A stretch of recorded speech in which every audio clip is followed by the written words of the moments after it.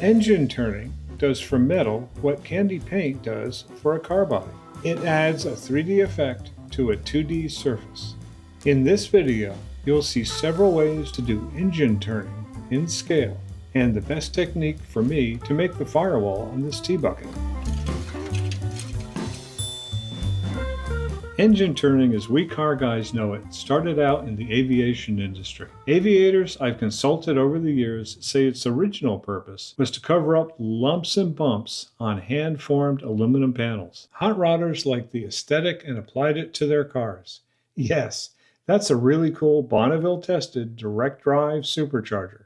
But look at the engine turning on the firewall. My flurry of testing methods was prompted by wanting real engine turning on the firewall of the T-bucket I'm building. I had done engine turning with my local high school robotics team. We used a Bridgeport mill and a wire brush with a hose clamp around it to keep the bristles from spreading to engine turn an aluminum panel for the robot. Now, how to do this at 1/25th scale? Much like the flakes in metallic paint, when scaled down, the challenge is to maintain the vibrancy and detail in how it reflects the light. One of the problems to solve is positioning, how to step sideways and down for each new row in consistent increments. Another challenge is ensuring consistent pressure and spin. Yes, it could be done to perfection with a CNC machine, but that would be too easy. The joy is in the crafting. A while ago, we did a video on 3 things I hadn't figured out yet. One of the 3 things was doing engine turning in scale. It seemed to have struck a chord in the community.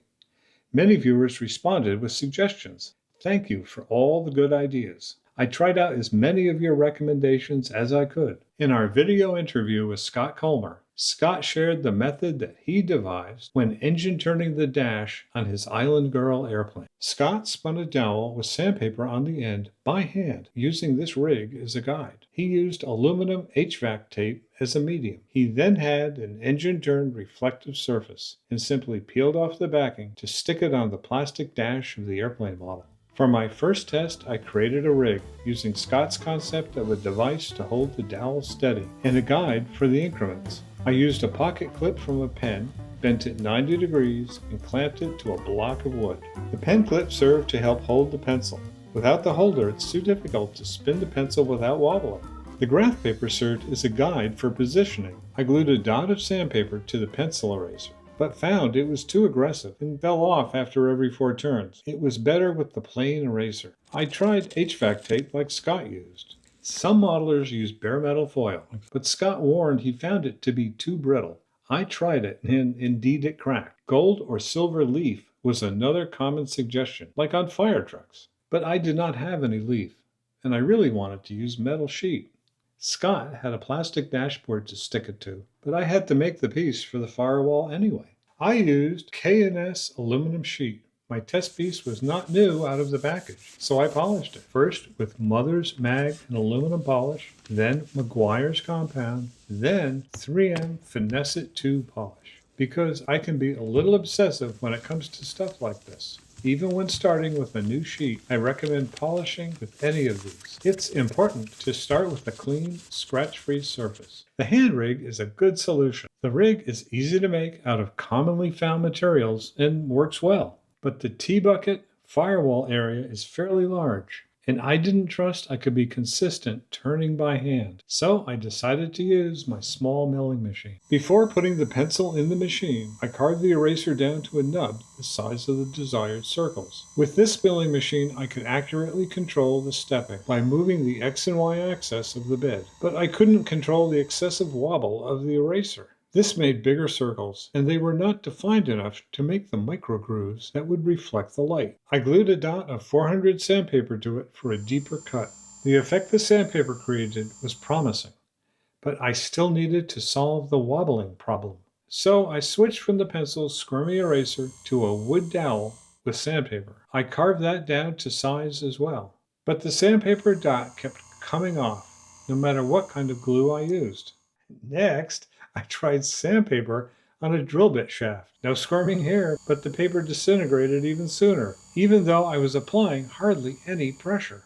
So, to eliminate the issue of the flexible sandpaper, I tried abrasive stones. I tried 2 different rotary tool grinding bits. Even with the lightest of pressure, they were too harsh. Then I tried a bit from a set of jeweler's stones and put down cutting fluid. The cutting fluid kept the tip from getting clogged, but it was still too aggressive.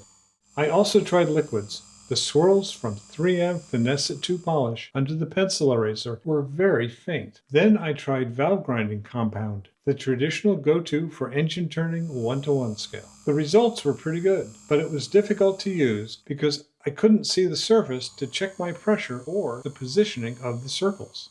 I even tried it on my 1937 Walker Turner drill press because I could adjust the speed to very slow. The slower rotation speed gave me more control over the outcome. I used a ruler for the sideways steps, but it didn't help in positioning the next line. Marks on the edge of the piece guided sliding down for the next row, but I had to reposition a piece of tape to hold it each time. There was still the problem of not being able to see the work in progress under the pool of valve grinding compound. The swirls were nice, but it was difficult to position them consistently. Having done due diligence with the abrasives, it was time to go for the technique I was secretly hoping would be the one. At the final GSL in 2023, Michael Scott, in response to our 3 Things I Haven't Figured Out Yet video, gave me the tool he had used to engine turn the firewall and dash on his T-bucket.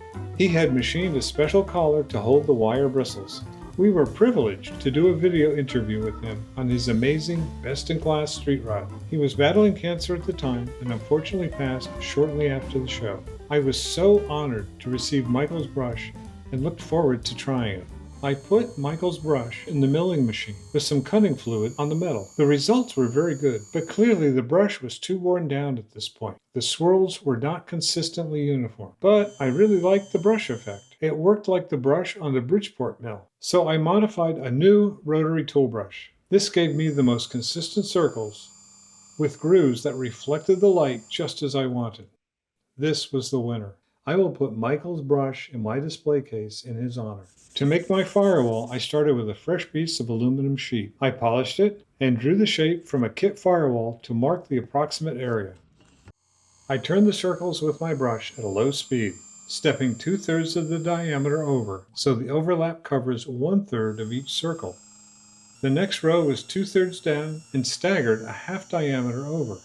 I repeated this until the firewall area was fully covered. When I held it behind the engine, the reflections glistened just like I had envisioned. I cut out the shape, test fitted it, and then carefully smoothed and polished the edges. Then I glued the engine to the frame. I wanted those components together to make sure there wasn't any interference that I had not anticipated. After test fitting, I glued the firewall to the body. Look at those reflections, just what I wanted. After doing these experiments and completing the firewall, I remembered there is tiny engine turning on things like pocket watches and Fabergé eggs. Decorative metal etching goes by many names, like guilloche and perlage. Maybe I'll explore those techniques in a video the next time I want to engine turn a piece for a model. In the end, I realize there are hundreds of techniques to do this. What you choose to use will depend on your resources, project piece, skill, and preference. The 2 biggest variables are the hardness of your surface and the abrasive you are using. There's always more to explore in model making, no matter how long you've been doing this. Follow your muse wherever you may find it, and may there always be a project on your bench. Thanks for watching.